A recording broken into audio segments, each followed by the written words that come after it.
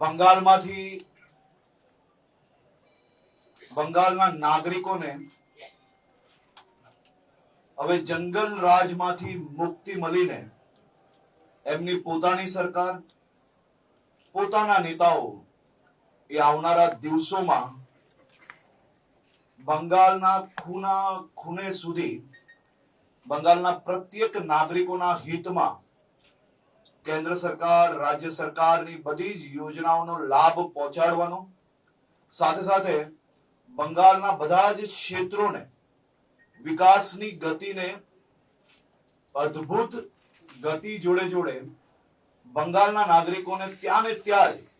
વધુમાં વધુ રોજગારી પ્રાપ્ત થઈ શકે તે પ્રકારની સરકાર આજે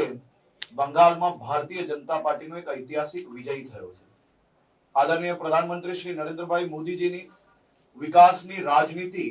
એ બંગાળના ગામે ગામ સુધી લોકોને ભારતીય જનતા પાર્ટી જોડે જોડવામાં એક ઐતિહાસિક સફળતા પ્રાપ્ત થઈ છે.